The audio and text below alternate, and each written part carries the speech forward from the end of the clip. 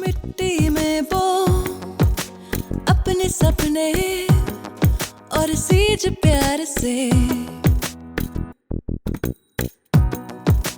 जीना वो जीना जो कुदरत के साथ में। कितना हंसी ये मौका है तो रह जागरूक और सही है जो वो करे।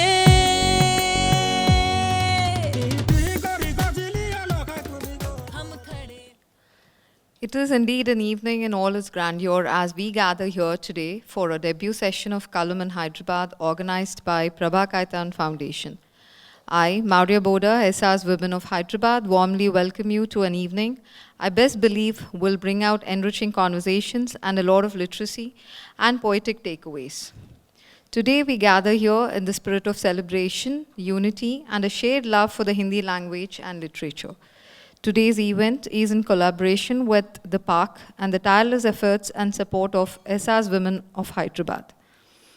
Today, we are privileged to have with us Ms. Chitra Desai to grace the occasion with her presence and give us the opportunity to listen to her in close quarters as she wades through her experiences and reflections with today's moderator, Mansi Malik. Before we dive into the most awaited conversation of the evening, let me take a couple of minutes to talk about PKF and the women behind it. The Prabha Kaitan Foundation is a non-profitable trust committed to humanitarian and social, cultural causes by late Dr. Prabha Kaitan. Dr. Kaitan was an eminent Indian literate, philanthropist, social worker, entrepreneur, and feminist who established the foundation and believed in unity in diversity. PKF organizes authors' meets, book launches, literature fests, panel discussions, festivals, and events of performing arts. She was the founder of the foundation, an organization dedicated to socio-cultural and humanitarian welfare in 1980 to work for a better tomorrow, drive the machinery of the organization, and in her famous words, she always used to say, Karam hai, Jeevan hai, work is life. Charting a glorious 40-year journey, the foundation has gone only upward and onward by launching many initiatives to further the cause that Dr. Kaitan has thought or dreamt. To create awareness in the community, we uphold one pressing social issue every month. We are elated to share that 3-time Grammy Award winner Ricky Cage, the man behind the anthem and signature caller tune of Prabha Kaitan Foundation, has curated 12 amazing musical pieces to score across video invites of events and social media platforms. This August, the cause of the month is One with Earth. A collaboration with Ricky Cage and the real working tribal farmers of India who have songs that have been passed down from generations. These farmers practice the purest form of agriculture, and their songs are the purest forms of music. Now, let me introduce you all the guest author for today. Chitra Desai. She is a poet, writer, advocate, professor. She is practicing law in Supreme Court since 1980. She serves as a professor at Mumbai University and SNDT Women's University. Ms. Desai is associated with the Legal Literacy Campaign of the Times Foundation and Maharashtra Legal Service Authority. She actively contributes to the mangroves lake conservation and other environmental issues. She is a distinguished member of National Film Awards Jury, Central Board of Film Certification, National Film Museum, and Hindi Advisory Committee of Ministry of External Affairs. Her poems have been published in many literary journals. She has published poetry collections named Sarson Se Amaltas and Dararo Mein Ugi Doob. Besides Maharashtra Hindi Sahitya Academy, she has several accolades for her name. Her participation in national and international Hindi Literature Festival and conferences have been pivotal. In conversation with her, we have conversationalist Ms. Mansi Malik, SR's Women of Hyderabad. She is an accomplished professional in her own domain of work and is also a literary enthusiastic and language. Without any further ado, I hand over to my dear Mansi to kickstart the conversation and welcome Ms. Desai to start the conversation. Thank you so much. Prabha Khaitan foundation और Ehsaas women of Hyderabad की तरफ से चित्रा जी आपका हार्दिक अभिनंदन। आज हम चाहेंगे इससे पहले कि ये शाम कलम की ये शाम शुरू हो, आप अपनी पसंदीदा कविता हमें सुनाएं। ये हम जानते हैं माता पिता को अपने सब बच्चे बराबर लगते हैं, मगर कोई तो ऐसी कविता होगी जो आपके दिल के करीब होगी, वो आप हमें सुनाएं। बहुत बहुत आभार मानसी। सबसे पहले प्रभा खेतान फाउंडेशन का मन से आभार कि उन्होंने इस शहर में मुझे बुलाया और मैं अपनी कविताएं आपसे साझा कर सकूं, अपनी बातें आपसे साझा कर सकूं और आपको भी सुन सकूं। इसके लिए उनका बहुत बहुत धन्यवाद। अब जैसे मानसी ने कहा कि अपनी पसंदीदा कविता, वही वाली बात होती है कि आपको कौन सा बच्चा ज़्यादा पसंद है।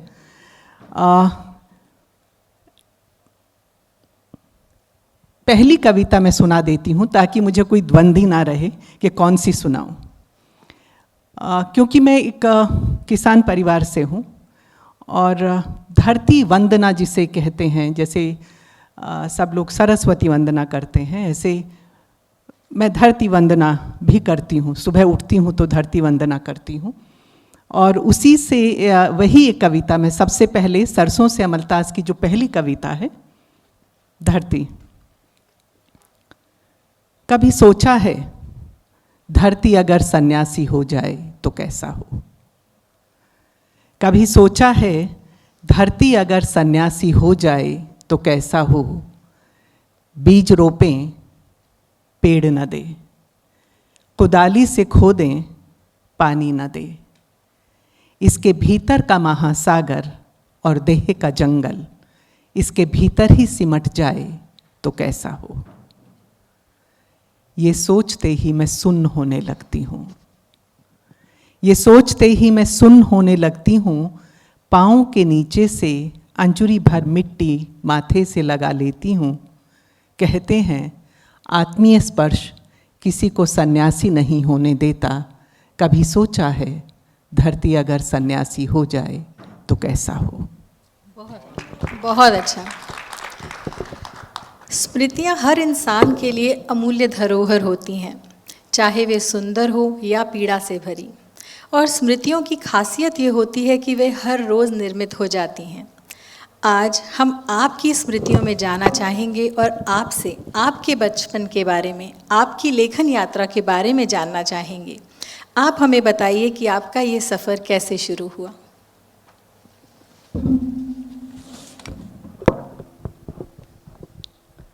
कहाँ से शुरू किया जाए मानसी, समझ नहीं आ रहा। जहाँ से जब आपने पहली बार कुछ भी लिखा, 2 पंक्तियाँ या कविता, आप उसे कुछ भी कहें।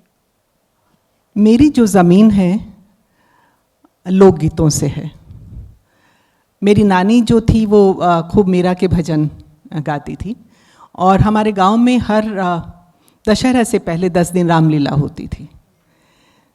तो वो जो रामलीला में मैं सुनती थी, तुलसी की चौपाइयाँ हों या उद्धव के गीत जो हम लोग के रात में गांव में सुनाए जाते थे, और हम लोग के स्कूल में सुबह प्रार्थना होती थी और प्रार्थना के बाद गीत गाए जाते थे। कोई भी बच्चा गीत गाता था। तो शायद मेरी शुरुआत वो जो मैं गीत गढ़ती थी उस वक्त स्कूल के लिए, शायद वहाँ से हुई हो। मुझे उसी तरह का याद आता है कि मीरा के भजन सुनकर खेत में जाती थी नानी और मीरा के भजन गाते हुए काफ़ी उनका वो भावुक हो जाती थी और रोती थी। और मुझे ये लगता था कि ऐसा क्या इन गीतों में है कि इतने भावुक हो जाते हैं। बाद में मुझे पता लगा कि शब्दों की जो दुनिया है वहाँ भावुक भी होते हैं, वहाँ पीड़ा भी देते हैं। जैसे कबीर ने एक दोहा कहा है, शब्द संभारे बोलिए शब्द के हाथ न पाँव, एक शब्द औषध करे एक शब्द करे घाव। कि एक शब्द औषधि भी करता है और घाव भी देता है। तो शब्द बहुत संभल के बोलना चाहिए। एक मुझे अपनी बातचीत में ही कविता छोटी सी याद आ गई, शब्द घोष। शब्दों की जो शक्ति होती है, शब्द घोष। अयोध्या में नहीं हुए युद्ध, इसीलिए उसका नाम अयोध्या है। अयोध्या में नहीं हुए युद्ध, शब्दों ने दिया बनवास। हंसी मंथरा सुन हो गई। मुझे पंक्तियां थोड़ी सी इधर उधर हो गई हैं।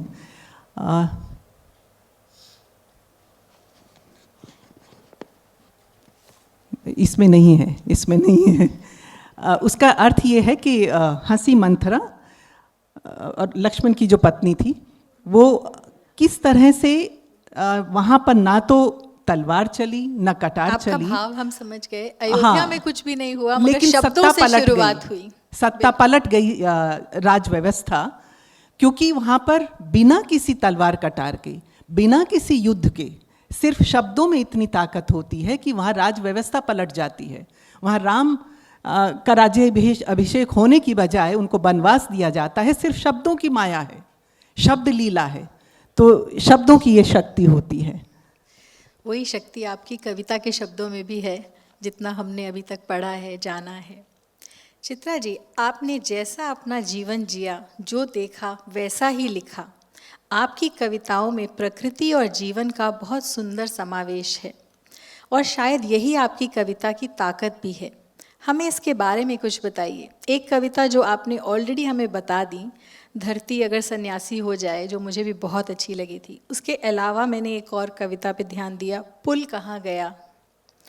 एक और आंगन भूगोल कर दे, जिसमें धरती बीमार है इन दिनों। धरती बीमार है तो इन दिनों। आपने बहुत ही अच्छे से प्रकृति और जीवन को मिला के अपनी किताब में लिखा है। इसके बारे में थोड़ा सा आप बताइए। जो जीती हूँ सो लिखती हूँ, जो जिया नहीं वो लिखा नहीं। और मैं कहती हूँ कविता मेरी सबसे अंतरंग सहेली है। मुझे कविता ने बहुत संभाला है। जब मैं अब क्योंकि जीवन से ही लेखन निकलता है, आपके अनुभव के ऊपर आधारित होता है। जब मैं हुई थी, मैं हरियाणा के एक छोटे से गांव में पैदा हुई थी, पली बड़ी नहीं थी। उन्हें लड़की नहीं चाहिए थी मेरे पिता के घर में। तो मैं 40 दिन की थी, मेरी माँ मुझे ननिहाल ले आई थी और मुझे ननिहाल में ही पाला पोसा गया। तो यहाँ से जीवन शुरू हुआ, जहाँ आप अनचाही बेटी के रूप में हैं। तो वो चीज़ अब छोटेपन में मैंने अनुभव ज़रूर किया होगा, क्योंकि बरसों के बाद, 40-50 साल के बाद वो कविता में उभरा। मैं पिता दिवस नहीं मनाती, दरअसल पिता का कोई दिवस ही नहीं मनाती, मनाने का कोई कारण भी नहीं है। तुम्हारी आंखों में उतरा बंजरपन कौंध गया था मुझे। अच्छा हुआ तुमने मुझे घर निकाला दे दिया, मुझे पूरा आकाश मिल गया। पर आज जब तुम नहीं हो मेरे लिए, मैं तुम्हें आशीर्वाद देती हूँ, जब भी उतरो इस धरा पर, फिर से आँखों में थोड़ी सी नमी लेते आना, और इस बार बेटी के लिए सोहर ज़रूर गवाना। मैं पिता दिवस नहीं मनाती, दरअसल मैं पिता का कोई भी दिवस नहीं मनाती। तो जो छुटपन में कहीं कुछ घाव रहा होगा मन में, वो कविता वो बोझ आपके उतारती है। वो सालों के बाद कविता में निकला। और इसके बाद हम बातचीत में एक और कविता जो मैं कहना चाहूँगी, जो आत्मकथा है मेरी माँ की, मेरे गांव की चौपाल बोलती है। बाद में उस कविता पे आएंगे हम लोग। तो मेरे ननिहाल में, लेकिन मुझे बहुत स्नेहमयी मेरा जो बचपन रहा है, बहुत लाड प्यार से मुझे पाला गया है मेरी नानी और मामा ने और मेरी माँ ने। तो बहुत अच्छा जीवन रहा, लेकिन एक कहीं वो अकेलापन, कहीं भीतर कहीं कोई बहुत कोठरियाँ होती हैं मन में। तो किसी कोठरी में वो ऐसा भरा था कि वो जब मुझे कविता ने संभाला तो बहुत सब कुछ बहने लगा कविता में। भाव कविता में आ ही जाते हैं जो आपके मन में रहते हैं। हाँ, जो आपने जिया होता है। और कविता की वजह से मुझे कभी कड़वाहट नहीं रही। कविता आपको एक, जो आपके भीतर जो गांठें हैं उनको खोलती है दरअसल। आपने बताया आप सिर्फ 40 दिन की थी जब आपके पिता के परिवार ने आपको माँ के घर वापस भेज दिया। क्या आपको लगता है आज के पिता उस सेटिंग में, जैसे हरियाणा में आज भी वही सब चलता है, कुछ बदलाव आया है या अभी भी वहाँ का वैसा ही? मैंने हरियाणा बहुत साल पहले छोड़ दिया, तो मुझे लगता है कि मानसिकता किसी घर में, मैं उसी ज़माने में जिस मेरे पिता के घर में बेटी का स्वागत नहीं हुआ, बट उसी समय मेरी नानी के घर में मेरा बहुत स्वागत हुआ। तो ये घर घर की बात होती है। ये हम लोग इसको इस तरह से नहीं ले सकते हैं कि पहले ऐसा होता था या आज ऐसा होता है। मुझे लगता है कि हर घर की अपनी एक लय होती है, ताल होती है, मानसिकता होती है। वहाँ अन्याय होते हैं कि न्याय होता है, तो हर घर का माहौल अलग होता है। तो मुझे दोनों तरह के घर मिले। मैंने क्रूर घर भी देखा और मैंने बहुत दयालु घर भी देखा एक ही समय में। तो अब मालूम नहीं कितना बदला है और कितना नहीं बदला है, पर पहले तो हरियाणा में, राजस्थान में भी, क्योंकि मेरी स्कूलिंग राजस्थान में हुई है तो मैं आसपास के गांव में बहुत गई हूँ। झुंझुनू और उधर पिलानी से मैंने स्कूलिंग की है, बिरला स्कूल से। तो राजस्थान और हरियाणा के अनुभव तो लगभग वही हैं। वही है। हाँ, आज भी काफ़ी हद तक वही है, कुछ थोड़ा बदलाव, ज़्यादा तो नहीं आया अभी भी मेरे हिसाब। मुझे लगता है कि बदलाव आपके अपने उससे आता है। मैं अपने घर की जिम्मेदारी ले सकती हूँ, मैं अपनी जिम्मेदारी ले सकती हूँ। अगर हम ये सोचें कि दूसरे कोई आके परिवर्तन करेंगे या दूसरे कोई आकर बदलाव करेंगे, ऐसा नहीं होता है। हमारे घर में एक सिद्धांत था जो मेरी माँ ने बनाया था, न्याय अन्याय सहेंगे और ना करेंगे। और यही मेरा जीवन मंत्र रहा है। ना कभी किसी के ऊपर किसी का शोषण किया और ना ही शोषण को बर्दाश्त किया। आपके जीवन में आपकी नानी और आपकी माँ दोनों का बहुत ज़्यादा एक इफ़ेक्ट रहा है, उनके बारे में कुछ बताइए। मेरी नानी और माँ और मेरी पड़नानी, तीनों का, मुझे 3 महिलाओं ने पाला पोसा। ये मेरी और वही मेरी शक्ति है। माँ की बात तो ऐसे लगता है कि जैसे अविश्वसनीय लग सकती है, लेकिन क्योंकि मैंने खुद उसको जिया है। जब मैं हुई थी तो जिस तरह का हरियाणा में माहौल था या उस घर में जिस तरह का माहौल था, उन्हें खाने पीने को नहीं दिया गया और 40 दिन की हुई तो उन्होंने अपनी माँ के यहाँ संदेश भेजा, तो मुझे लेके वो वापस आ गई थी। और लेकिन उनका ये मानना था कि मैं किसी पर बोझ नहीं बनूंगी और मुझे हाथ पांव सलामत हैं और मैं सोच सकती हूँ, मैं कुछ काम करूँगी। तो मैं नानी के पास रहती थी और हम लोगों का गांव जो है वो मेरा ननिहाल दिल्ली में है। गांव का नाम झटीकरा, नजफगढ़ के पास है। तो नजफगढ़ में एक प्राइमरी हेल्थ सेंटर होता है, अभी भी है वो, जो कि एम्स का और सफदरजंग का रूरल हेल्थ ट्रेनिंग प्रोग्राम वहाँ पे उस वक्त भी होता था। ये 60 के दशक की बात हो रही है। तो उसके बाद उन्होंने कहा कि कुछ, वो पढ़ी लिखी नहीं थी, बहरहाल नजफगढ़ के उस प्राइमरी हेल्थ सेंटर में उन्होंने आया की तरह से काम किया। वो साइकिल पे जाती थी झटीकरा से, 10 किलोमीटर उसके डिस्टेंस था, और वो आती थी वहाँ पे। तब वो काम करती थी तो एक डॉक्टर बनर्जी होती थी, उनकी बेटी रिनी, जिनके मैं कभी कभी फ्रॉक भी पहनती थी। तो उन्होंने कहा कि सरेश, तुम इतना अच्छा ईमानदारी से काम करती हो, तुम नर्सिंग का कोर्स कर लो। वो पढ़ी लिखी नहीं थी, 5वीं तक थी, तो उन्होंने कहा प्राइवेट से तुम कर सकती हो 10वीं का वो करके। उन्होंने नर्सिंग का कोर्स किया। उसके बाद उन्होंने military hospital, cantonment area Delhi में है, वहाँ एज ए नर्स गई वो। मैं ननिहाल में रही, फिर वो तब कमाने लगी, कैंटोनमेंट एरिया में नर्स हुई तो मुझे पिलानी भेजा गया। फिर वहाँ पे भी ये हुआ कि आगे बढ़ना है, नर्स से आगे क्या करें कि डॉक्टर, अंग्रेज़ी आती नहीं थी। किसी ने कहा कि आयुर्वेद कोर्स होता है, जो कि रोहतक में अस्थल बोहर करके एक जगह है जहाँ पे 5 साल का आयुर्वेद कोर्स होता है। तो मेरी माँ ने अस्थल बोहर से आयुर्वेद कोर्स किया और उसके बाद नजफगढ़ में जिस प्राइमरी हेल्थ सेंटर में वो आया का काम करती थी, उसके सामने उन्होंने चित्रा नर्सिंग होम बनाया। ये मेरी माँ की कहानी रही, सड़क के एक पार से दूसरी पार आने के लिए। क्या बात है, अगर दिल में इच्छा हो तो इंसान कुछ भी कर सकता है। बिल्कुल, कोई अगर ये कहे कि मैं ये नहीं, बहुत बेबस और लाचार मैंने कभी मेरे अपने घर में किसी महिला को मैंने बेबस और लाचार नहीं देखा, ना नानी को, ना परनानी को, ना मैंने अपनी माँ को। जो है जैसी स्थिति है, एकदम दमखम वाली महिलाएं, जिनको शक्ति वाकई जिसके भीतर हम जो नव दुर्गा और शक्ति की बात करते हैं, मैंने अपनी माँ में देखी है और अपनी नानी में देखी है। और बहुत खुश रहती थी, और अपनी उनकी एक ही सिद्धांत था कि अपने पाँव पे खड़ा होना, और इसीलिए उन्होंने मुझे पढ़ा लिखा के बड़ा किया, वकील बनाया। आप वकालत करती थी और फिर कवित्री भी हैं, सो आप उन दोनों चीज़ों को जोड़ती हैं या अलग रखती हैं? सब कुछ गुथा हुआ है, अलग कुछ है ही नहीं।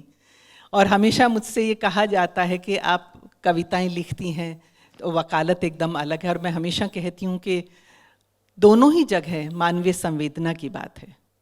हम जो कोर्ट में बात करते हैं वहाँ पर भी मानवीय रिश्तों की बात हो रही है, लेकिन वहाँ कड़वाहट है, क्योंकि वहाँ मीठापन आपको नहीं मिलेगा। किसी अदालत में मीठी बातें नहीं सुनाई देंगी, वहाँ आपको कर्कशा बातें, एक दूसरे के ऊपर उंगली उठाना, एक दूसरे के ऊपर दोषारोपण करना, यही आपको अदालत में सुनाई देता है। लेकिन है तो वो मानवीय रिश्तों की ही बात। क्या बात है। क्या आपने इस पे भी कोई कविताएं लिखी हैं? आई हैं, कचहरी मेरे कई कविताओं में आई हैं, कचहरी शायद इसी में है। क्या आप सुनाना चाहेंगी? दरारों, पहले मैं ये सुनाऊंगी जो मैं कह रही थी कि मेरी माँ का ये कविता जो मैंने अपनी माँ के ऊपर लिखी है। मेरे गांव की चौपाल बोलती है, बारात आई इस गांव में, पगड़ी को पाँव में रख, कितनी बार मनाया रूठे रिश्तों को। मिठाई की परातों से मोती चूर के लड्डू चुराए, बनने की खबरें उड़ती उड़ती बन्नी के कानों तक पहुंची। बस की छत पर संदूकों में कितनी फसलें कैद हो गई। लौटी जब बन्नी खाली खाली, पंच सब जमा हो गए। पूरे गांव का सलाह मशवरा, कुछ और फसल संदूकों में बंद चौपाल से विदा हो गए। फिर लौटी बन्नी, भरे गोद भरे सपने, पंचायत को आगाह कर, इस बार नहीं विदाई। न खेतों की न फसलों की, बिटिया है मेरी भरपूर कमाई। उसने बोई सपनों की फसल, जो खलियानों में फैल गई। चौपाल से उठी गूंज, गांव कस्बा नगर महानगर, हर गलियारे में फैल गई। बिब्बी की बेटी बड़ी हो गई, आसमान में फैल गई। मेरे गांव की चौपाल बोलती है। वाह, क्या बात है। आपकी एक कविता है, आजकल मैं मन का करती हूँ। जो भी इसे सुनता है वो इससे इत्तेफाक रखता है, और इस कविता का वीडियो भी वायरल हुआ था। हम चाहेंगे कि इस वीडियो की दिलचस्प किस्से हमारे दर्शकों को सुनाएं, और इस कविता को भी। हर किताब की और कविता की अपनी एक यात्रा होती है। ये किताब आई थी 2015 में, और ये भी एक इत्तेफाक की बात है कि मैंने कभी प्रकाशित होने का सोचा नहीं था। दरअसल मैं कविताएं लिखती थी और मुझे लगता था अपना बोझ हल्का किया और बात ख़त्म हुई। लेकिन मैंने अपनी माँ को जब खोया तो उसके बाद मुझे लगा कि बच्चों को विरासत में क्या दी जा सकता है, तो किताब में संजोया। ये किताब तब बन गई तो एक मनीष गुप्ता जी थे, उनकी एक हिंदी कविता करके एक साइट है, कभी आप जाइए, उसमें बहुत सारी हिंदी कविता की तो बहुत साइट हैं, लेकिन मनीष गुप्ता को अगर आप करेंगे, क से कविता मनीष गुप्ता की जो है, हिंदी कविता का सौंदर्य, और उर्दू स्टूडियो भी है उनका। हाँ, तो उनसे ये किताब की मैं बात करने लगी, और ये किताब को मैंने पहले ये सरसों से अमलतास की ये शीर्षक कैसे आया। सरसों जो है खेतों का फूल है, और अमलतास जो है मैंने पहली बार दिल्ली यूनिवर्सिटी में देखा था। तो ये मेरी यात्रा है खेतों से महानगर की। तो सरसों से अमलतास, और दोनों ही फूल मुझे बहुत प्रिय हैं। और इस को जो है मैंने 5 सेगमेंट में भाग किया है, क्योंकि जैसे मैंने कहा कि गांव से हूँ, तो मेरे जो मौसम होते हैं, चैत, बैसाख, जेठ, साड़, सावन, भादवा, सोच, कार्तिक, मंगसिर, पोह, माह, फागुन जो होते हैं, उसी तरह से मेरे मौसम होते हैं। तो उसमें जैसे चैत, पहला जो इसमें खंड है वो है चैती सरसों, जहाँ पे मेरे गांव की कविताएं हैं। दूसरा जो खंड है बैसाखी कचनार, वो जो 17-18 का मन होता है, तब आप थोड़ा सा महसूस करते हैं आकर्षण एक दूसरे के प्रति, पुरुष और जो रिश्तों की जो होता है। फिर जेठ का बंजर, जेठ का बंजर जो मोहभंग होता है। उसके बाद सावनी तीज है, और सावनी तीज जिसे मैं कहती हूँ कि धरती का गृहस्थ आश्रम होता है, खूब फलती फूलती है सावन में।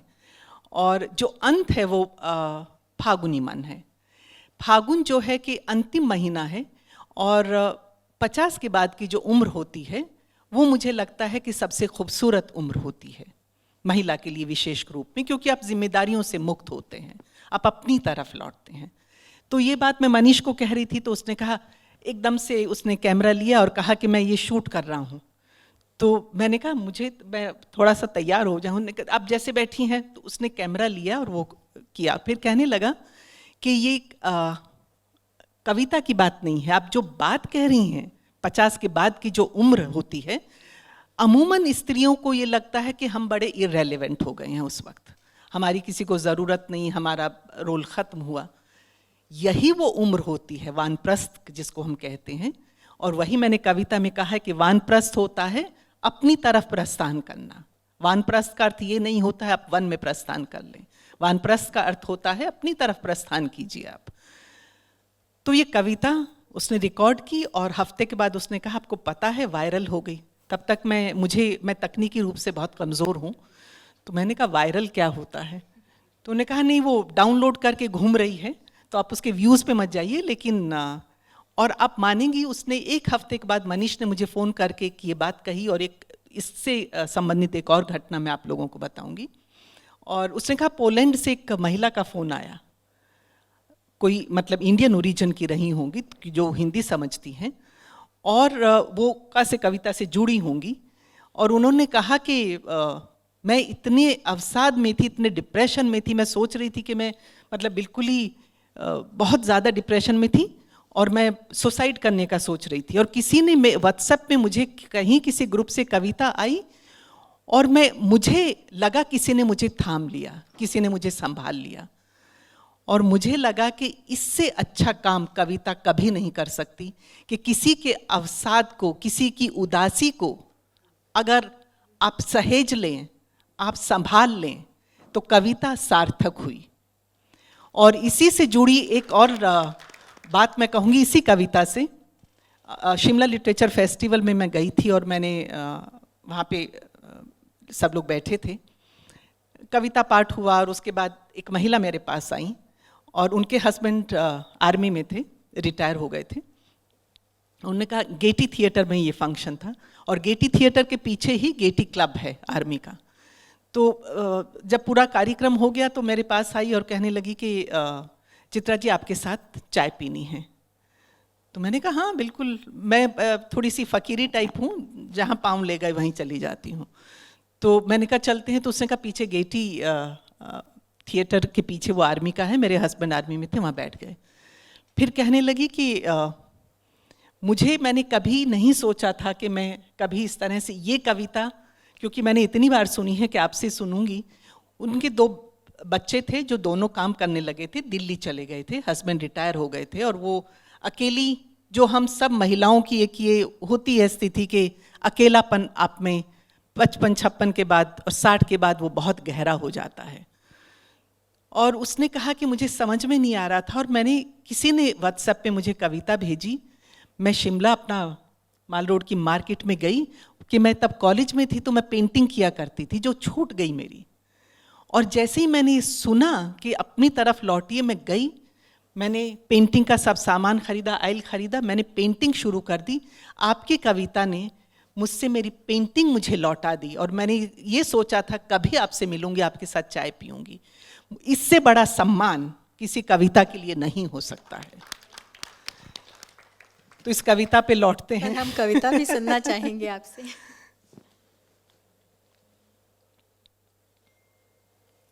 आजकल मैं मन का करती हूँ, आजकल मैं मन का करती हूँ, कॉफ़ी के बड़े मग से हाथों को और फैज़ की नज़मों से रूह को सेकती हूँ। आजकल मैं मन का करती हूँ। हर सुबह पेपर में छपी खबरों पर इत्मीनान से बहस करती हूँ। सरसों का साग, बथुए की रोटी, कभी गुड़ कभी मिर्च से कुतरती हूँ। अपनी खिड़की पर लगी गमलों में बसी खेती को पानी से सींचती हूँ। शाम को आवारगी से घूमते पेड़ों की कलगी पर चिड़ियों का कलरव सुनती हूँ। कभी दोपहर में दोस्तों का हाथ पकड़ अपनी गली मोहल्ले की बातों से लिपटती हूँ। बचे कुचे पेड़ों पर पंछी नीड़ बना पाएं, ऐसी कोशिश में शामिल होती हूँ। बचे कुचे पेड़ों पर पंछी नीड़ बना पाएं, ऐसी कोशिश में शामिल होती हूँ। सांझ ढले अपने गांव की मिट्टी को दूर से ही सहलाती हूँ। मेरे दोस्त कहते हैं आजकल मैं कुछ नहीं करती। मेरे दोस्त कहते हैं आजकल मैं कुछ नहीं करती, क्योंकि आजकल मैं मन का करती हूँ। हाथों को गर्म कॉफ़ी से और रूह को फैज़ की नज़मों से सेकती हूँ। आजकल मैं मन का करती हूँ। बहुत अच्छे शब्द। एक निजी सवाल, आप एक प्रख्यात अभिनेता अनंग देसाई जी की पत्नी हैं। मैं अपने दर्शकों को बता दूं, अनंग जी खिचड़ी सीरियल के बाबूजी के किरदार के लिए काफ़ी प्रसिद्ध हैं। हम जानना चाहेंगे कि उनकी आपकी साहित्य यात्रा में क्या योगदान रहा है। हम दोनों एक दूसरे के पूरक हैं। मैं अनंग से मिली दिल्ली में और मुझे नाटक देखने का बहुत शौक़ था। हर तरह की कला में, दरअसल पेंटिंग एग्जीबिशन हो कि लेखन हो या डांस परफॉर्मेंस हो या नाटक का हो, तो मैं देखने जाती थी और वहीं पर हम लोग मिले थे दिल्ली में। तब मैं सुप्रीम कोर्ट मैंने ज्वाइन ही किया था और अनंग उस वक्त national school of drama repertory में थे।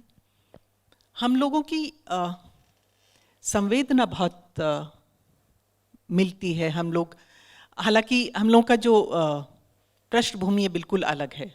अनंग एक मेडिकल फैमिली से आते हैं, मैं एक गांव वाले माहौल से आती हूँ। लेकिन अनंग ने एक, जिसे कहते हैं कि एक तरह का स्वतंत्रता जिसको कहते हैं, हम लोगों के रिश्ते में बहुत दोस्ती गहरी है। दरअसल हम लोग बहुत अभिन्न मित्र हैं, तो इसलिए हम एक दूसरे के पूरक भी हैं। और मैं जब भी कविता लिखती हूँ, अब नहीं, मैं अनंग को जानती हूँ लगभग 40 साल से। तो 40 साल से जब भी मैंने कविता लिखी है, मेरे पहले श्रोता अनंग होते हैं। तो हम एक दूसरे को थामे खड़े हैं। बहुत अच्छे। एक कवि की हैसियत से आपकी क्या इच्छा होगी कि आपकी कविताओं को कैसे याद किया जाए? किसी अस्मिता से जोड़कर या सिर्फ विशुद्ध साहित्य रचना के रूप में? विशुद्ध साहित्य रचना के रूप में नहीं, आम आदमी के कहीं किसी तार को झंझनाए तो मुझे लगेगा कविता सार्थक हुई। क्योंकि मुझे सिर्फ एकेडमिक्स में या हिंदी विभागों में या उस तरह का, मैं क्योंकि उन विभागों से आती नहीं हूँ, तो इसलिए मैं उनसे बहुत आत्मसात भी नहीं कर पाती हूँ, दरअसल कनेक्ट नहीं कर पाती हूँ। मुझे मैं पाठक से और श्रोता से कनेक्ट कर जाती हूँ, और मुझे लगता है कि वही आपकी शक्ति होती है। पहले पाठक होते थे, अब श्रोता भी हैं, क्योंकि सोशल मीडिया हमारे पास है और यूट्यूब है, वो एक अच्छा मंच है। तो मैं ये इसलिए मुझे मेरा मतलब ये लगता है कि कविता तभी सार्थक होती है तब वो आम आदमी तक पहुंचती है, ना कि वो किसी के रिसर्च पेपर का जब आम आदमी के दिल को छू जाए वही हाँ, कविता हाँ, सार्थक। किसी की शाम वो बना दे, किसी का मन कभी रख ले, किसी को कभी खुश कर दे, उसके किसी न किसी दुख सुख के क्षणों में वो उसकी सहभागी हो, ऐसी कविता ऐसी कविता। स्त्री कविता की सबसे बड़ी उपलब्धि क्या हो सकती है? क्या हमारा समाज जेंडर सेंसिटिव होने की जगह कभी जेंडर न्यूट्रल हो सकता है? यानी आप स्त्री हैं या पुरुष, इससे कोई अंतर ना आए और आपकी पहचान व्यक्ति के रूप में हो। आपके क्या विचार हैं? आपकी पहचान व्यक्ति के रूप में हो। मुझे लगता है कि कविता का लिंग नहीं होता है। अगर आप रविन्द्रनाथ टैगोर को पढ़ें और प्रेमचंद को पढ़ें, उन्होंने स्त्री मन की इतनी बारीक बातों को, विशेषकर रविन्द्रनाथ टैगोर ने और विमल मित्र ने, अगर आप इन लेखकों की रचनाएं पढ़ें, इतनी बारीकी से ये मन तक पहुँचे हैं महिला के। मुझे नहीं लगता है कि सिर्फ स्त्री ही स्त्री मन तक पहुँच पाती है, पुरुष लेखक भी स्त्री मन तक पहुँचते हैं। तो ये तो अपनी संवेदना पर निर्भर करता है। हर स्त्री संवेदनशील हो ऐसा भी ज़रूरी नहीं है। वो शोषण भी कर सकती है और वो मरहम भी लगा सकती है, और ये पुरुष पे भी ये लागू होता है। मुझे लगता है संवेदना, लेखन या कोई भी जेंडर रिलेटेड नहीं होता है, कम से कम मैं ऐसा मानती हूँ। और एक बहुत चीज़ आजकल जो हम लोग देखते हैं कि एडजस्ट करना और एक्सप्लॉयटेशन एक बहुत बारीक लाइन है। हम लोग उन दोनों में बहुत, ऐसा लगता है कि कोई हमें एडजस्ट करने को कह रहा है तो हमें लगता है हमारे ऊपर अन्याय हो रहा है। ऐसा नहीं है। अन्याय और शोषण बहुत अलग चीज़ होती है। और उसी से दरअसल एक और दो कविताएं मैंने लिखी हैं, मर्यादित पर स्वच्छंद। जैसे नदी बहती है ना, स्वच्छंद है, लेकिन उसे अपनी मर्यादा मालूम है, अदरवाइज तो मतलब तहस नहस हो जाए सब। तो अगर आप एक किसी चीज़ में अपने आप को बांधती हैं, हर चीज़ के, हर रिश्ते के अपने एक, मुझे लगती है एक सीमा होती है, परिधियाँ होती हैं, मतलब अपने पद होते हैं, घरों में भी पद होते हैं।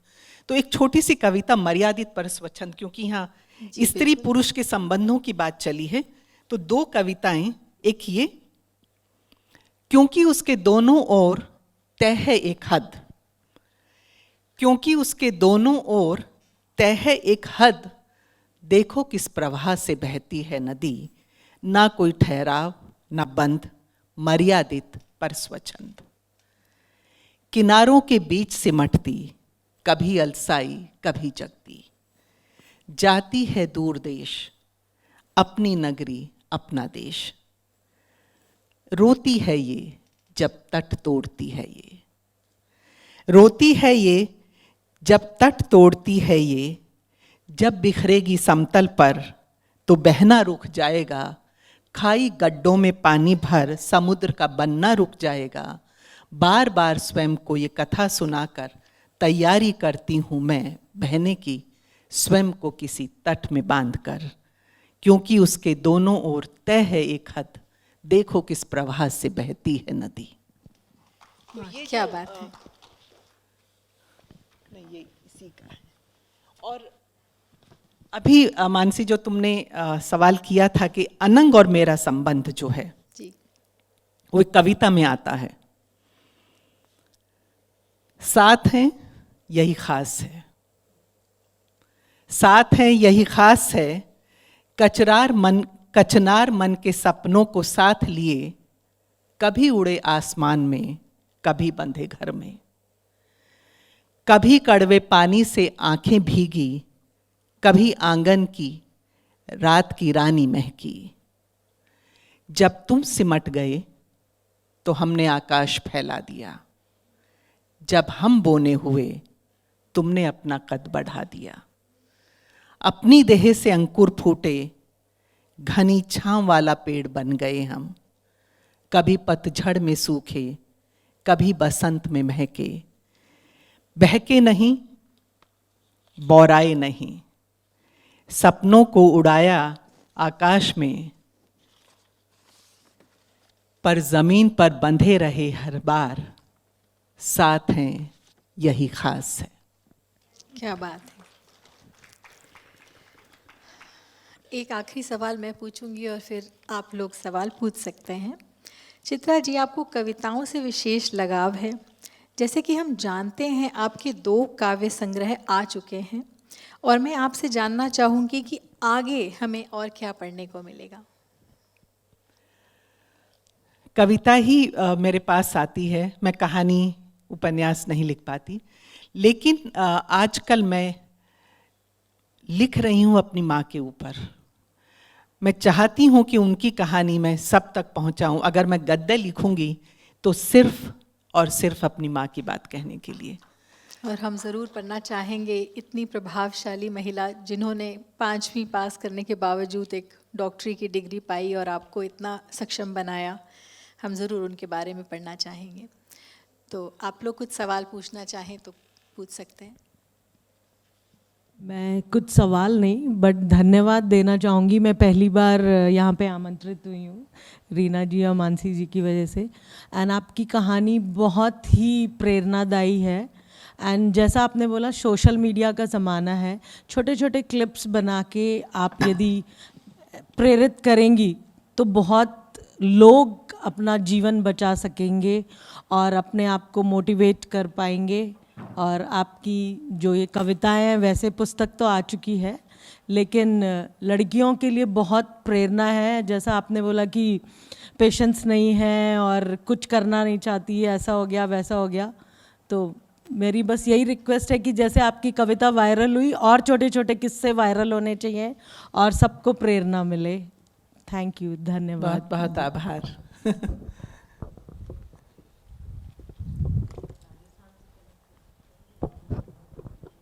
चित्रा जी, मैं आपका हर शब्द सुन रही थी और it was such a pleasure listening to you.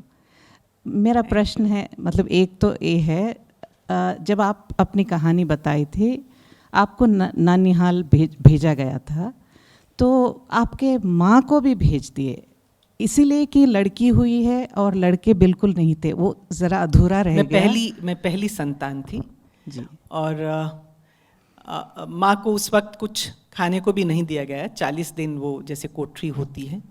और तो मेरी माँ जो थी, मुझे लेकर मेरी नानी के पास आ गई थी। जी, ओके। और एक जस्ट आप जी। पहले कुछ बताए थे इस बारे में, फिर भी मैं पूछना चाह रही हूँ, आप कभी भी मतलब फिल्मों के लिए लिखना नहीं चाह रहे थे? नहीं, कभी भी नहीं। पहले भी नहीं, लेकिन अभी इतने भी अच्छे नहीं, शब्द कभी भी नहीं। और इतने अच्छे मतलब लिरिक्स। वो एक अलग विधा है। मुझे लगता है कि टीवी के लिए लिखना या फिल्म के लिए लिखना, कहानी लिखना, समीक्षा लिखना, उपन्यास लिखना, सब अलग अलग विधाएं हैं।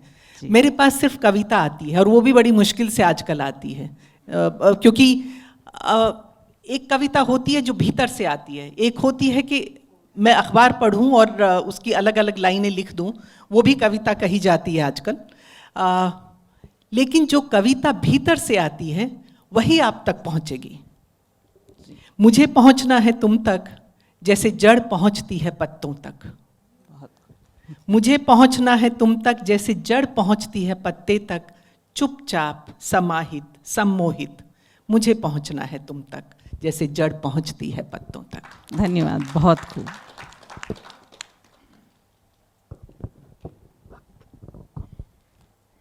नमस्ते चित्रा जी। नमस्कार। बहुत ज़माने के बाद आज इतनी सुंदर हिंदी सुनने को मिली है, उसके लिए बहुत बहुत धन्यवाद। और थोड़े दिन पहले ही कुमार विश्वास जी का प्रोग्राम अटेंड करी थी, तो उनकी हिंदी सुन के और उनका जो कविता पढ़ने का ढंग है या उनका जो प्रोग्राम मैं पहली बार देखा था, यहाँ हैदराबाद में एक शिल्प वेदिका करके एक ऑडिटोरियम है, पहली बार देखा था कि वहाँ पे गाड़ी पार्क करने को भी जगह नहीं थी। बहुत खुशी हुई, इतनी सुंदर हिंदी को इतना प्रोत्साहन मिल रहा है और लोग आगे आ रहे हैं, और आज भी मतलब इतनी सुंदर हिंदी सुनने को मिलती है। थैंक यू, धन्यवाद। बहुत बहुत आभार। और कुमार विश्वास जी की तो कविताएं मैं भी सुनती हूँ। वो उनका तो एक वो, क्योंकि जो ये बात कह रही थी कि मोटिवेशनल स्पीकर भी हो जाते हैं वो, हाँ, दोनों चीज़ें उनकी मतलब हैं साथ में। और मुझे खुद को बहुत अच्छा लग रहा है कि हैदराबाद में हिंदी का कार्यक्रम हो रहा है, मतलब तेलुगु प्रदेश है, और इससे अच्छी बात नहीं हो सकती है, क्योंकि भाषा हमें जोड़ती है।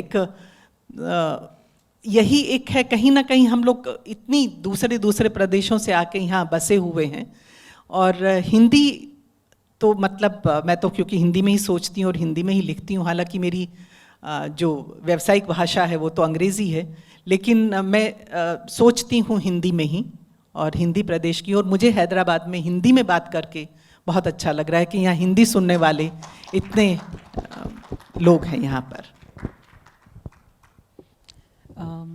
नमस्ते, आपसे मिलके नमस्कार। मुझे बहुत ज़्यादा खुशी हुई। मैं आपसे ये पूछना चाहूँगी, हमारे बीच यहाँ पे काफ़ी सारी औरतें हैं जो अपनी ज़िंदगी में कुछ करना चाहती हैं, कुछ बनना चाहती हैं। हमारे बीच में आज कुछ बहुत सारी ऐसी औरतें हैं जिनमें कुछ करने का जज्बा है, और आपकी कहानी बहुत ज़्यादा इंस्पायरिंग है, बहुत प्रोत्साहन देती है हमारे को कि हम भी कुछ करें। तो आप कुछ हमारे को गाइड करना चाहेंगी, कुछ बताना चाहेंगी कि आप ये कर सकती हैं, या जैसे आपने बोला कि being true to your authentic self is very important, you know, जैसे आपकी जो कविता थी, आजकल ऑथेंटिसिटी ख़त्म होती जा रही है। हम लोग क्या सोचेंगे हमारे बारे में ये ज़्यादा सोचते हैं, रादर देन ये सोच के कि मुझे क्या अच्छा लग रहा है। हम औरतें कहने को तो फ्रीडम है हमारे पास, बट क्या एक्चुअली फ्री हैं? तो उसके बारे में कुछ आप कहेंगे तो बहुत अच्छा लगेगा। Thank you. मुक्ति मार्ग जो है वो अपने भीतर है, बाहर से नहीं आएगा वो, क्योंकि हम लोगों को अपना मुक्ति मार्ग खुद ही खोजना है। कोई नहीं आपको मदद कर सकता, आप सिर्फ अपने आप को मदद कर सकती हैं। अगर मेरी माँ बैठ जाती कि ऐसा कैसे हुआ और कैसे, वहीं पे नानी के पास रह सकती थी, वो उनको चल जाता जीवन उनका, ऐसा कुछ नहीं है। लेकिन आपके भीतर उस तरह की एक बेचैनी होनी चाहिए दरअसल, और हर किसी के भीतर कुछ ना कुछ ज़रूर होता है, कोई ना कोई कला किसी भी तरह की। जो 5 कलाएं हमारे यहाँ हैं, सबसे अच्छी थेरेपी होती है अपने तक पहुँचने के लिए। इससे बेहतर थेरेपी आपको नहीं मिलेगी, चाहे वो लेखन हो। मुझे लेखन ने संभाला है, मुझे सिर्फ कविता ने संभाला है। अगर कविता नहीं होती तो हो सकता है मैं बिखर जाती, क्योंकि हम सबके साथ होता है। आप सोचिए कि मैं झटिकरा प्राइमरी विद्यालय में पढ़ती थी 5वीं तक, उसके बाद मुझे पिलानी बिरला बालिका विद्यापीठ में भेजा गया, क्योंकि मेरी माँ चाहती थी कि मुझे उस माहौल से निकलना है और मुझे अपने पाँव पे खड़ा होना है, तो मुझे उस जगह से निकलना होगा। और 1 साल तक मैंने मौन धारण कर लिया था, क्योंकि मैं वो भाषा समझती ही नहीं थी, मुझे आता ही नहीं थी अंग्रेजी। लेकिन मैं वहाँ से भागी नहीं। और मैंने, जो लड़कियाँ मुझ पर हंसती थी, क्योंकि मेरा पहनावा अलग था, मेरी ज़बान अलग थी। आप प्रूव करते हैं नतीजों से, आपको जवाब देने की ज़रूरत नहीं है। आपका जवाब होता है आप किस तरह का जीवन जीते हैं, वो आपका जवाब है। तो कभी शब्दों से किसी को जवाब नहीं दिया, हमेशा काम ने जवाब दिया। और तब मैं 9वीं क्लास में थी, तभी मैंने निश्चित कर लिया था कि मुझे जुडिशरी में ही जाना था। मैंने कभी क्योंकि मैंने इस तरह का देखा था, अन्याय सब देखा था घरों में। तो मुझे ये मैं सिर्फ अपनी जिम्मेदारी ले सकती हूँ। ऐसा नहीं है कि न्याय व्यवस्था में भी सब तरह की चीज़ें हम सबको पता है कि ऐसा नहीं है कि वहाँ न्याय भी मिलता है, नहीं भी मिलता है, बहुत बार नहीं मिलता है। लेकिन आप अपने जीवन में अपने लिए कुछ नियम बना लीजिए। मैंने अपने जीवन में नियम बनाए हैं। मैं किसी की गलत बात नहीं बर्दाश्त करूंगी। उसके लिए कुछ हंगामा मचाने की जरूरत नहीं है। मौन भी बहुत बड़ा विरोध होता है। और आप जो करते हैं, मुझे लगता है कि आप अगर कुछ करना चाहती हैं तो आप अपने भीतर खंगालिए कि आपको क्या अच्छा लगता है। कुछ जरूर होगा जो आपको अच्छा लगेगा, बस जो आपको अच्छा लगता है आप वो करने लगिए। और मुझे तो लगता है कि आप अपने आप में खुद ही एक कविता हैं। आपका व्यक्तित्व बिल्कुल इतना प्रभावित करने वाला है। और बिल्कुल ठीक आपने कहा कि 50-60 के बाद हम समझते हैं कि हमारे पास कुछ भी नहीं है। सच बात तो यह है कि वही समय हमारा अपना होता है। बचपन में माँ बाप जो कहते हैं सुनते हैं, फिर पतिदेव आ जाते हैं, फिर बच्चे आ जाते हैं, बहू भी आ जाती है। 60 के बाद आपको लगता है आप सब अपने अपने में व्यस्त हो गए हैं, तो हम अपना जीवन अपने आप दोबारा जिसको कहते हैं, दैट इज़ अवर रीबर्थ। और हम जो करना चाहें वो कर सकते हैं, बिना किसी को हार्म किए, बिना रोजगार की ज़िंदगी को डिस्टर्ब किए हुए। तो आपसे मिलके बहुत अच्छा लगा और आपकी कविताओं ने बहुत प्रभावित किया। Thank you so much. बहुत कविता में 2 वाक्य आते हैं, बचे कुचे पेड़ों पर पंछी नीड़ बना पाएं, ऐसी कोशिश में शामिल होती हूँ। ये शब्द नहीं है, ये दरअसल मैंने किया है। जो मैनग्रोव्स की बात आपने कही थी, इसी तरह से मैं अपनी माँ से कहा करती थी। आपने जो सवाल अभी किया ना, क्या करूं, वो जो एक रट रहती है कि बच्चों को ज़रूरत नहीं है, टीनेजर्स हैं, क्या करूं। और मेरी माँ ने एक वाक्य मुझे कहा था, अपने आसपास देखो, कितना कुछ तो है करने को, और तुम कह रही हो क्या करूं। और मैंने देखा, मेरे घर के 1 किलोमीटर की दूरी पर मैनग्रोव है, एक लेक है, एक ग्राउंड है जिस पर स्कूल बन रहा था।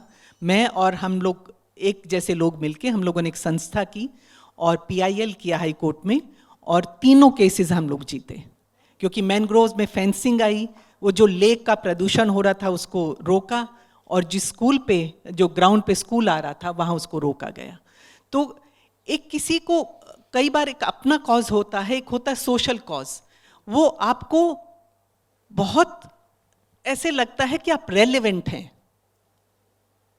आपको लगता है कि आप महत्व है आपका, अपने लिए भी और समाज के लिए भी। आप सिर्फ सांस लेने के लिए नहीं पैदा हुए हैं, पर अपने आसपास एक व्यक्ति की भी आप कभी मदद करेंगे तो आपको अच्छा लगेगा कि उसको इस स्थिति से मैंने निकाला। किसी का और भी कुछ नहीं तो कोई अपने आप को उड़ेल रहा हो तो आप सुन लीजिए, वो भी एक बहुत अच्छी थेरेपी होती है। तो बहुत कुछ है करने के लिए, आसपास देखिए बहुत कुछ बिखरा पड़ा है हमारे। कीजिए ताकि वो दूसरों को भी प्रेरणा दे सके, ये आपसे अनुरोध है। जी, जो मैं अपनी माँ पे लिख रही हूँ तो वो मैं भी कहीं कहीं झलक जाऊंगी उसमें। और किसी का कोई सवाल है? अभी आप वकालत करते समय ऐसा कुछ केस था जो आपको कविता लिखने के लिए इंस्पायर किया हो? इस तरह का नहीं हुआ, क्योंकि जब मैं अदालत में होती थी तो मैं सिर्फ वहाँ होती थी, तब कविता मेरे पास नहीं आती थी। और जब मैं कविता लिखती हूँ तो फिर मैं अलग एक उसमें उस तरह से मैं क्योंकि अदालत में तो एक बिल्कुल ही अलग माहौल होता है, आपको फैक्ट्स एंड फिगर्स देने होते हैं, रिसर्च बेस्ड होती है, तो वहाँ अदालत के बीच में कविता की जगह नहीं होती थी। लेकिन एक बिंब आपके आ जाते हैं। जैसे मुझे याद है कि मैं पहली बार तब कोर्ट में बैठी थी, तो वहाँ पे कोर्ट में भी रहता है वो जो आपने देखी होगी एक महिला, वो जो न्याय का जो होता है, वो इतने बरस बाद मैंने 82 में तब मैं सुप्रीम कोर्ट में थी, कहाँ से वो एक छोटी सी 4 पंक्तियों में आ गई कि ये धरती न्याय के लिए आसमान से गुहार लगाती है, ये धरती न्याय के लिए आसमान से गुहार लगाती है, और बादल आंखों पर पट्टी बांध बरसता है किसी न्यायाधीश सा। तो ये बिंब आपकी कविताओं में आते हैं, क्योंकि मैंने हमेशा ये देखा कि तब गेहूं पक रहे होते हैं तो हम लोग मेले में जाते थे, और कई बार ओले पड़ जाते थे उसके ऊपर, तो पूरी फसल बेकार हो जाती थी। वो जो बिंब आया अदालत और वो गेहूं ओले से खराब होने का बिंब सालों के बाद कविता में उभर के आया। तो कहीं ग्रंथियों में कहीं गांठें रहती हैं आपकी जो खुलती हैं। तो वैसे उस तरह से उस वक्त मुझे ध्यान नहीं था कि, लेकिन वो आ गया कविता में कि बादल भी जैसे न्यायाधीश नहीं देखता है सामने कौन खड़ा है कौन नहीं खड़ा है, वो भी नहीं देखता है किस खेत पे बरसना है कहाँ नहीं बरसना है। तो बिंब आते हैं आपके पास। Thank you, Desai ji, for an interesting and lovely session. We could hear you more and more, but we are time bound here. On our behalf of the foundation, I thank Ms. Chitra Desai for agreeing to come to Hyderabad all the way from Bombay for gracing today's event and conversation. It's been a privilege for us to host you. I would also like to thank Mansi Malik for beautifully guiding the conversation with a apt set of questions. Today's event is in collaboration with the Park Hyderabad, and I thank them for giving us this beautiful hall and for the amicable hospitality. A big gratitude to the PKF team and Asas Women of Hyderabad for their support. Prabha Kaitan Foundation promotes cross-state cultural understanding and appreciation. A mosaic of culture forms the backbone of our nation, contributing to its vibrancy and richness. This is to support our ongoing efforts for foster unity and appreciation of the rich culture heritage across India's diverse states. Keeping this in mind, we are pleased to present the author with one such giveaway of Madhubani Dupatta on behalf of the team. Madhubani hand-painted art is considered to be as old as the era in which Ramayana was set. It is said that inhabitants of Mithila region, currently Bihar, painted their homes and streets with Madhubani art. Madhubani paintings were done to celebrate the wedding of Lord Rama and Sita. I would now like to call upon Alka Chowdhury to felicitate Ms. Chitra Desai. Thank you, and see you all soon again for our forthcoming events. Thank you so much. Alka Chaudhary जी सेवा के क्षेत्र में निरंतर 25 वर्षों से कार्य कर रही हैं। पोलियो विकलांगों की संस्था नारायण सेवा संस्थान उदयपुर से जुड़ी हैं, जहां निःशुल्क ऑपरेशन कराए जाते हैं, पैरों पर चलना, फिजियोथेरेपी, आर्टिफिशियल लिम्ब देना इत्यादि कैंप लगाए जाते हैं। कंप्यूटर ट्रेनिंग, सिलाई ट्रेनिंग, नेत्रहीनों की शिक्षा, विवाह जैसे कार्यक्रम भी करवाती हैं। वृद्ध आश्रम और शिक्षा के क्षेत्र में नवजीवन बालिका विद्यालय से भी जुड़ी हैं। सेवा रत्न, जीतो द्वारा एक्सीलेंसी अवार्ड, झांसी की रानी अवार्ड, स्त्री रत्न, क्षत्राणी शक्ति पुरस्कार आदि कई सम्मानों से सम्मानित हैं।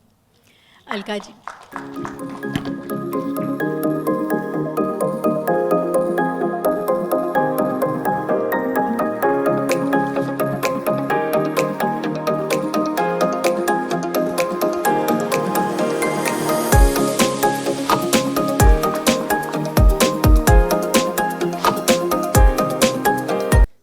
देखिए, अभी हम जहाँ बैठे थे उस टेबल पे वही बात हो रही थी कि एक वो ज़माना था हम छत पे सोते थे, एक ये ज़माना है एसी बिना नहीं चलता है ना। तो ज़माने की बात है, तो उस ज़माने पे ही कुछ सुनाऊंगी। एक वो ज़माना था जब हम छोटे बच्चे थे, शक्ल सूरत कैसी भी रही पर दिल के एकदम सच्चे थे। घर में रहते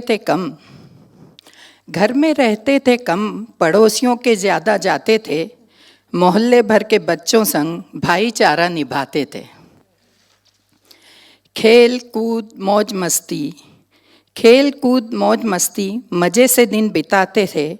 थोड़ा सा भी मिल जाए तो खुशी से उछल जाते थे। और ज़्यादा की तो बात ही क्या है, बस मिल बांट के ही खाते थे। अपनों की कोई सीमा नहीं थी, परायों की परिभाषा कभी समझ नहीं पाते थे। दादी नानी से सुनते थे कहानियाँ, इतिहास और गणित कभी नहीं लगते थे परेशानियाँ। पढ़ाई का कभी नहीं रहता था टेंशन, भविष्य में क्या करना है ये माँ बाप नहीं करते थे मेंशन। आजकल तो वही चल रहा है। यूं ही हंसते खेलते खाते पीते हम बड़े हो गए, बचपन के वो सुनहरे दिन सपने हो गए।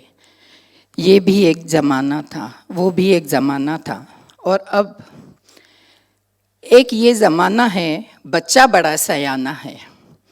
एक ये ज़माना है बच्चा बड़ा सयाना है, छोटे से दिमाग में उसके बड़ा टेक्नोलॉजी का खजाना है। हर काम बच्चों को फटाफट होना चाहिए, 2 मिनट की मैगी और हाथों में मोबाइल चाहिए। 2 मिनट की मैगी और हाथों में मोबाइल चाहिए। मोबाइल संग इतने बिजी हैं कि अकेलापन उनको लगता नहीं। घर में बैठे बड़े बुजुर्ग के अकेलेपन की उन्हें परवाह नहीं। मिनटों में हर सवाल को हल कर जाते हैं और बिना इंटरनेट के वो शून्य से हो जाते हैं। लड़का लड़की दोनों ही जॉब पर जाते हैं, खूब पैसा कमा के एक दूजे के लिए वक्त ही नहीं पाते हैं। जिस दिन घर में खाना बने उस दिन उत्सव मनाते हैं। जिस दिन घर में खाना बने उस दिन उत्सव मनाते हैं, वरना होटलों के खाने से ही खुश हो जाते हैं। घर में हर सुख है, सुविधा और आराम चाहिए। 35-40 की उम्र में 70-80 की थकान चाहिए। क्विक डिसीजन है इनके, ज़्यादा सोचने समझने की ज़रूरत नहीं। बस आज में ही जी लें, कल क्या होगा इसकी किसी को खबर ही नहीं। ये भी एक ज़माना है, वो भी एक ज़माना था।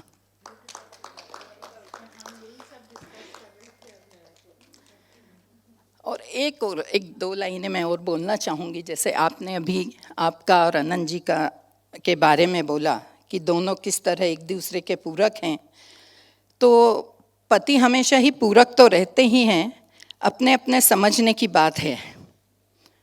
पति अपना प्यार कभी जताते नहीं, कितनी चिंता है उनको तुम्हारी कभी बताते नहीं। कभी कहीं जाती हो अगर तुम उनसे दूर, याद आ रही है वो सब नहीं बोलेंगे। कभी कहीं जाती हो अगर तुम उनसे दूर, घर सूना लग रहा है आ जाओ तुम, कहने को हो जाते हैं मजबूर। थोड़ी सी भी हो जाए अगर तकलीफ तुम्हें, थोड़ी सी भी हो जाए अगर तकलीफ तुम्हें, तो दिल ही दिल में वो छटपटाते हैं। तुम चिंतित न हो जाओ कभी, तुम चिंतित न हो जाओ कभी, इसलिए अपनी चिंता को वो छुपाते हैं। प्यार तुमसे फिक्र परिवार की, प्यार तुमसे फिक्र परिवार की, अपनी जिम्मेदारी बखूबी निभाते हैं। पत्नी के पूरे करते करते अपनी ख्वाहिशों को भूल जाते हैं। घर में सुनते हैं वो हर बात तुम्हारी, वो भीगी बिल्ली नहीं है। घर में सुनते हैं वो हर बात तुम्हारी, पर बाहर अपनी अकड़ दिखाते हैं।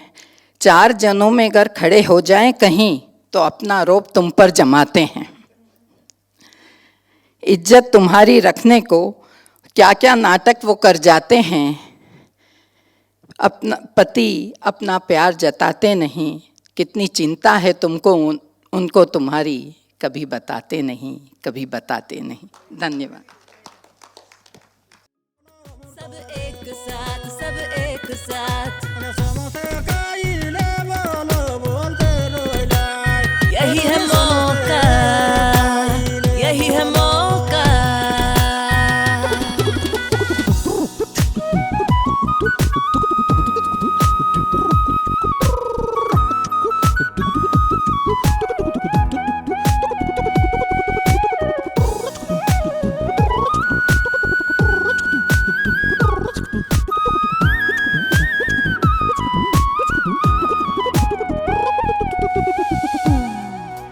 पीछे अब न देखना, रात थी यहाँ और हो रहा है अब तो सवेरा। हमने तो ये सीखा, कुदरत को है पता, हम सबको चाहिए क्या। मौका है तो रहे जागरूक और सही है जो वो कर